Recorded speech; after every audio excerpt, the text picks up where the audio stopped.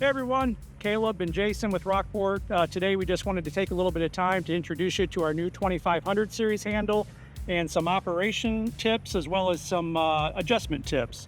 So our 2500 series handle was integrated specifically for our Workport product line, but also any type of swing door that we install in our bodies is going to have this new style of handle.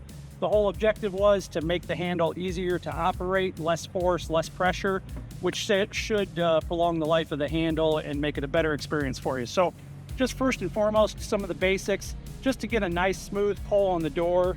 We find that the best way to do it is to get your hand on here with your thumb right by the pivot point or by the release point, and works really smooth and easy every time. Sometimes people are trying to pull it from the back end where the pivot point is, but out here by the edge where it releases, a thumb on the latch just seems to work smooth and easy every time. So just a little pointer there. If you're using your handle, a couple different things that can happen. If there's some adjustments needed, sometimes you don't feel like the latch is fully releasing and being cooperative. Or sometimes one side is opening very easily, but the other side is not, it's bound up. If that's the case, obviously there's some adjustments you can make on the inside that we'll share here in just a second. But if you're having trouble getting the door open, sometimes just applying a little bit of pressure in the corner of the side that's not releasing while you're pulling the handle will sometimes make that much easier to get open. So that's one thing to try as well if you have a corner bound up.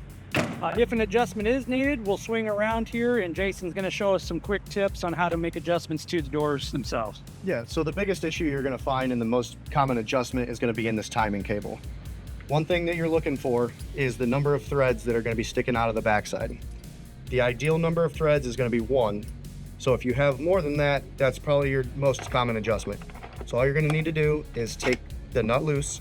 2 10mm wrenches is what you're going to need.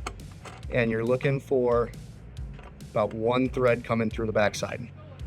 If you have any more than that, that's where you're going to find your issues. So 1 thread here, tighten up the backside. You don't want it to be finger tight, otherwise you'll find it'll come loose or wiggle out. Nice pull there, and you got your adjustment. What you should be looking for when your latch is engaged, you should be able to pull the handle and see a pop and continue to pull the handle with more cable pull. If you pop and it's no more cable pull, that's when you know you need an adjustment. So again, show you, pull it, pop, more cable pull.